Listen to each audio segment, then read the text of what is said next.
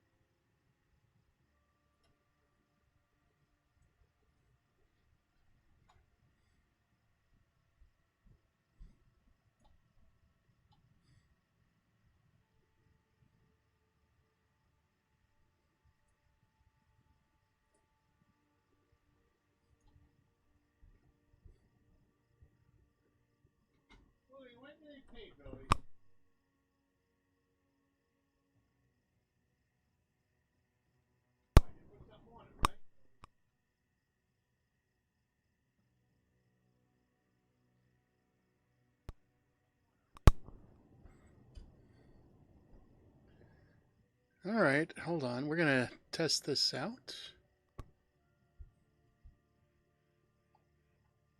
All right, hold on. We're going test this out.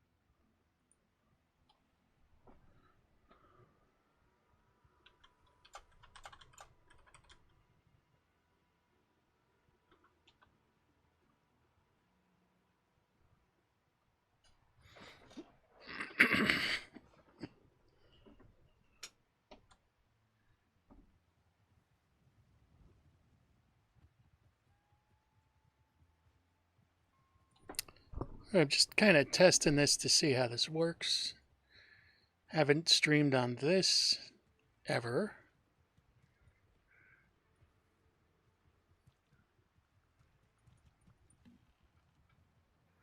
So this is a new experience. So we're going to see how this goes.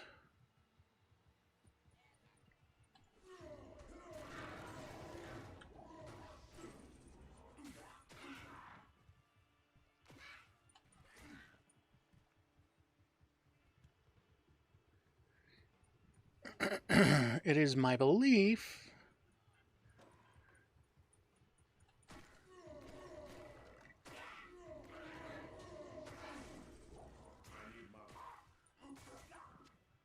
that I can stream to here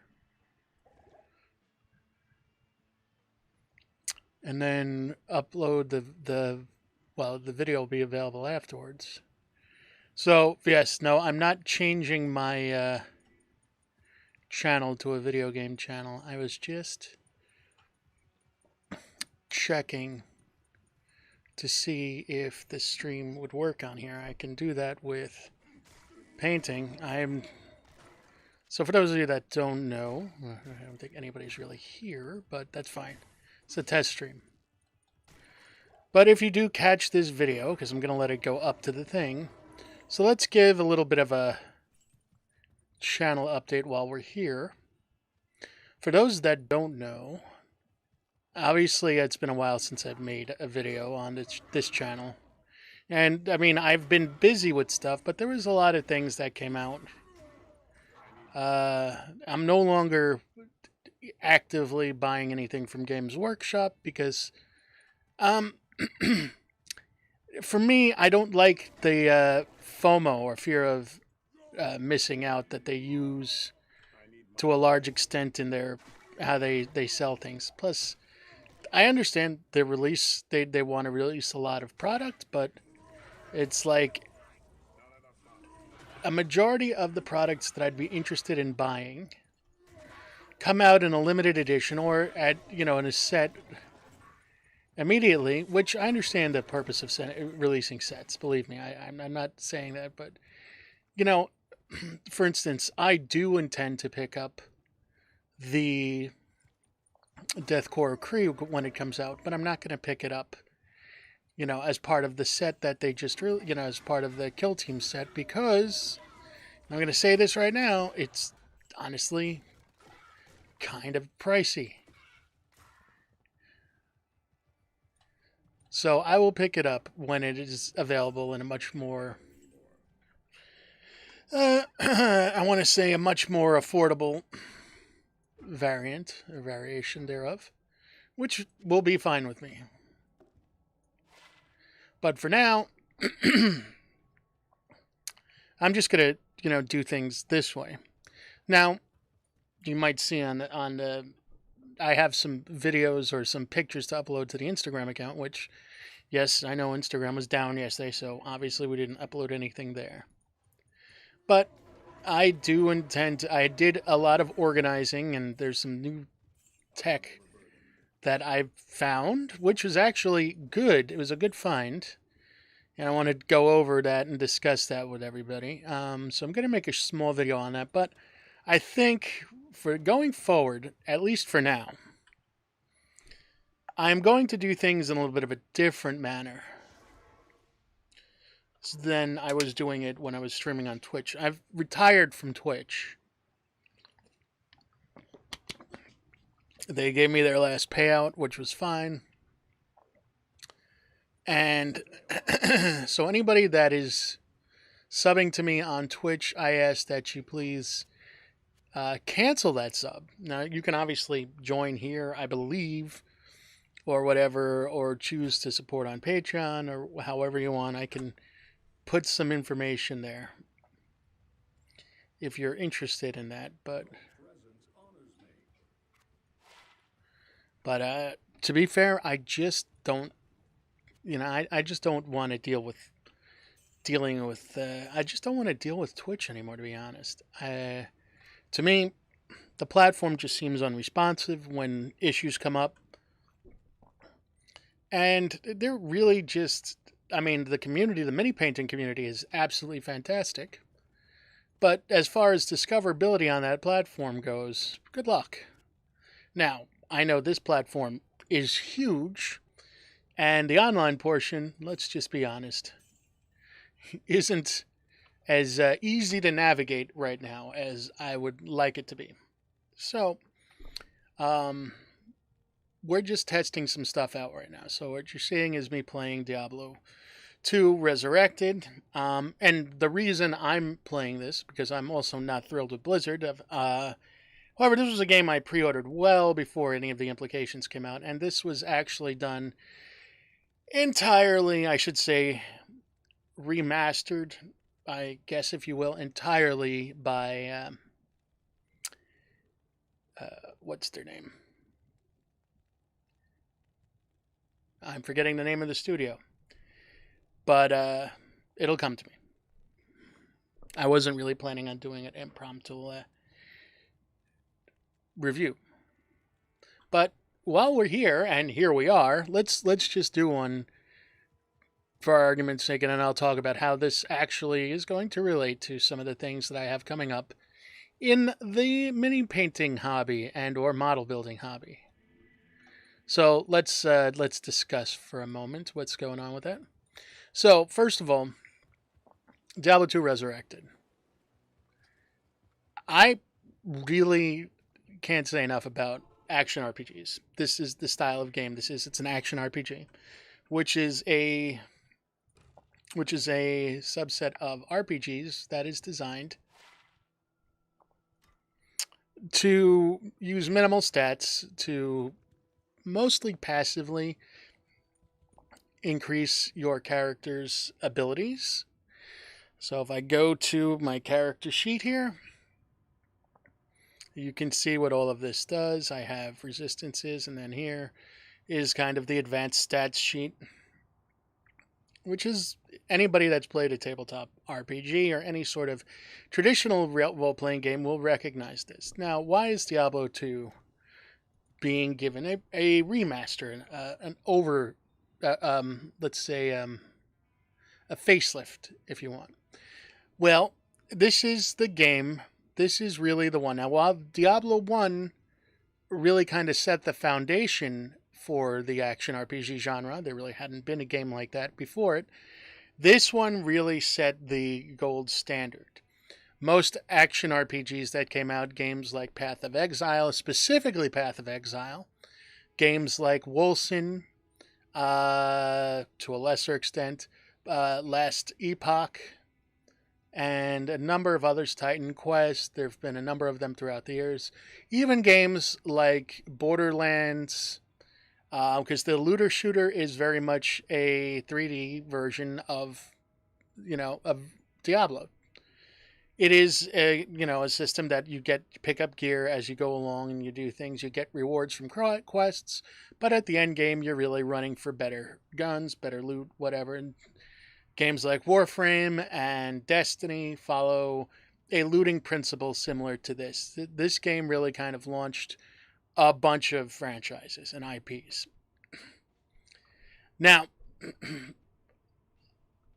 Vicarious Visions, as I say, I told you I'd remember. Vicarious Visions put out Diablo 2 in this remaster. And what it is literally a reskinning of the original game, Diablo 2, because there is I have this shortcut right now. You know what? Let's fix that.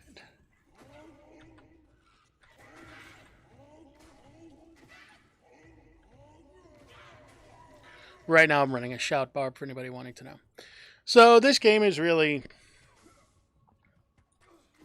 a reskinned version of Diablo 2. It runs on the same engine. So let us go here. Let's go to options and I will show you.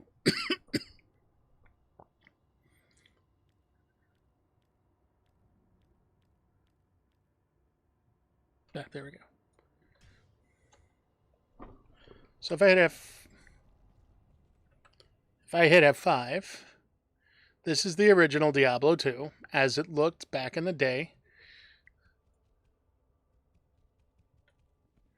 And this is the remaster. And technically the remaster looks a little bit like Diablo 3, of course, with a little even more updated lighting and such. And this is the game that really, like I said, launched 1,000 IPs to be perfectly fair. Many games that exist now wouldn't exist without this. Almost every game that's out there that is loot-based or looter-shooter-based or even isometric like this really kind of wouldn't be there without having at least some inspiration from this game. And, good for it. Now, I know action RPGs are not for everybody. This is a game built on the principle of grinding. So whenever you hear somebody complaining, let's take, for example, Shroud, who said about New World a couple of days ago, casual players should stay away from New World. It's a very grindy game and you're not going to get to the end. I honestly don't think Shroud has ever played a game like this, where the entire game, the entire method, and the entire reason you play is to grind for gear and better gear, and it may not be a ton better. I mean, let's be honest.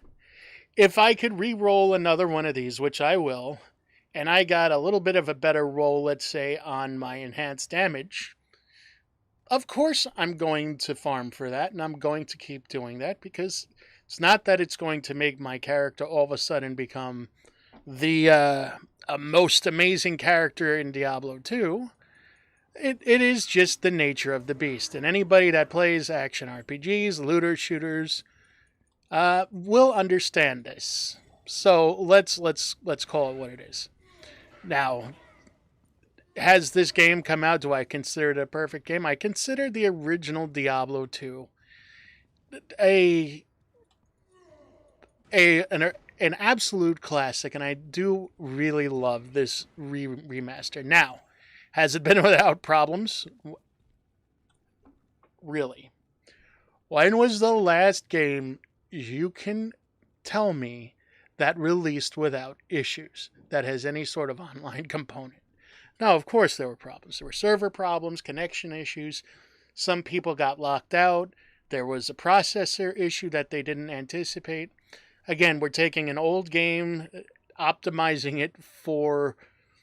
They did mostly. The only thing that really changed was the graphics had an overhaul, obviously, and not a lot changed other than that. So we're gonna call it what it is. However, and I'll say this, I do feel that since they've made updates and they've been making changes and they've been pretty open about what they're doing and how they're trying to improve the game, it has been quite enjoyable. And I know many of my friends in the mini painting community have also been taking this trip down memory lane and enjoying the nostalgia that we get from this. There are many games amongst us boomers, let's call it that, if you will, that people really kind of have a soft spot for, and this is one of them. That a lot of people that have been into this genre, or just in general, maybe even just into D&D style games, like this is basically, think of it like if you've never played an action RPG. It's very similar to like your standard dungeon crawl, right? You would go into a dungeon, you would roll a character, you would have stats, you would gain levels, you would improve stats, you would get certain abilities to use during as you grew. Well, it's the same principle here, except there's no rolling of dice, there's no real waiting for that. You're just clicking and going, and that's really all there is to it. I still consider this a phenomenal game. I don't give it a Game of the Year award until all of the bugs get fixed. Obviously, one of the things that many of the community members, and those of you that are watching this because of Diablo 2 specifically, will know that one of the things that's missing is the ladder, the seasonal ladders that they were still releasing 20 some odd years later, have temporarily been put on hiatus while they stabilize the game entirely, as so as to create a equal playing ground for anybody that wants to participate in the ladder set portion of the game. So yes, there's a thing that's going on, and we hopefully, once that all gets addressed, we'll have some nice fixes.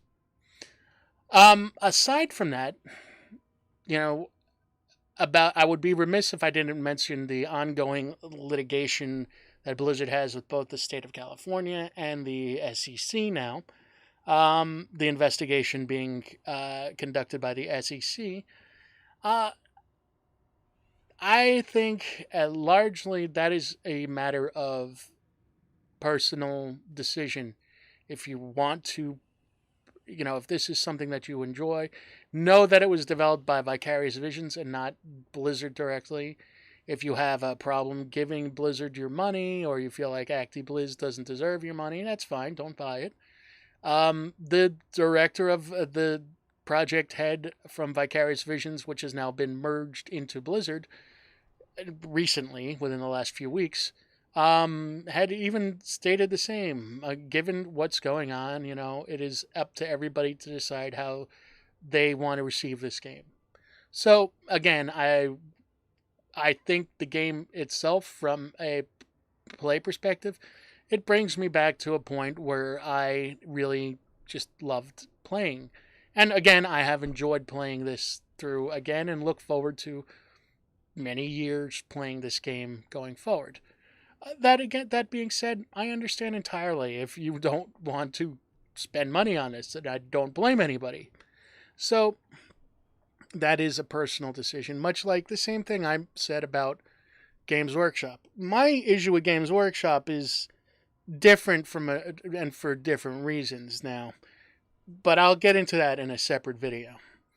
However, I do want to talk a little bit about, since we're here, why I use, and I've made a video on this before referring to Destiny, but this is an instance where I can more clearly delineate why I like to go to games like this for inspiration. Let's say I'm designing a tomb or a field or even an experience for my tabletop role players or my campaign, a campaign that I want to make in a tabletop war game. This is where I might come. This is where I might decide to look for some inspiration. Obviously, now that it has a graphical overhaul, I can see, like you can see the detail here in the webs and the walls. And because it's isometric like this, you get a real good visualization of what the entire room will look like. Well, obviously, this would be one room. And if I split this, let's say, up into 1.5-inch tiles, 2-inch tiles, I could easily extrapolate that and design the room. This could easily be done with some cardboard tube. Or PVC piping if you have it. This is very easily done. The brickwork here is very easily done using some, foam. You could get some EVA foam, or you could get some foam and carve these into it. The niches here, and then you could either use one of the variety of web products. I believe Green Stuff World has a product out that you can do webbing on with. Add that in, some pieces of cardboard carved out to look like wood planks, or even, just some coffee stir sticks can be done here. And yeah, I mean, this is not something that is, super hard to do, but this is something that you can easily come to and say, oh wow, that looks really cool, let me make that. So, again, places to get inspiration from. A lot of people, I think, sometimes, especially in this hobby, can easily get sucked into the, well, let's look at what D&D does, or let's take a look at what GW has as inspiration, but there's no reason that you can't go into your favorite video games and get some inspiration from them and see how that works. Because this is definitely a very easy resource to pick from. You can easily come here and log in and take a look at stuff and be like, oh yeah, this makes sense, this works really well. I understand, I can see how things lay out, and then you can easily bring this back into your own sessions and design things for that. So if you're looking for inspiration for layout and stuff like that, I mean, I can think of few better areas. This doesn't have anything I want on it. Throw this in here. And, I mean, you're set. You're pretty much set to go. I'm really here to farm for certain things. And I'll show you when we get there. This is one of my farming routes. So, yeah. I mean, that is my overall take on this. Now, that is kind of why I'm amused on it. To go back to what I said before about Shroud, one of the things that definitely amuses me about that entire situation is that and don't get me wrong, I just think that in certain cases, some people make comments when their experience in certain types of grindy games maybe is not as robust as they think it is. I'm not casting any negativity at Shroud. He's a great gamer and, overall, usually pretty positive. But I just think a statement that says that is a form of gatekeeping, and, as somebody that comes from a few hobbies where gatekeeping tends to exist, and I think it's a despicable practice and an ugly practice. And as somebody that has friends that, are women that stream and that play games and have to deal with a lot of bullshit that comes from that, yeah, not probably a good look that people want to be going for. I will say that was struck kind of. I found it as a little bit. I thought it was a little bit of karmic payback when I had heard that his power supply kind of melted itself as he was grinding in New World. That being said, take it from me, somebody who played World of Warcraft for 14 years, primarily as the only game he played, then has played Final Fantasy 14, both very successful MMOs for another 5 years. Yes. Yes, and has played many action RPGs, many seasons or leagues in Path of Exile. Don't talk to me about grinding. I have years on years of experience over you about grinding, child. And I will say child because I am definitely older by a good margin. Uh, yeah.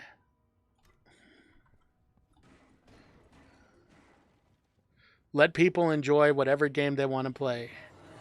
And that's literally how it goes. Orc Tell. So that's what I'm farming for. But that being said, this was a test stream. If this video, I don't know if I'm going to keep this video up here as it is, or I might edit it out. But thanks for stopping by. Hope you enjoy. We'll see you soon. It's good to know this works.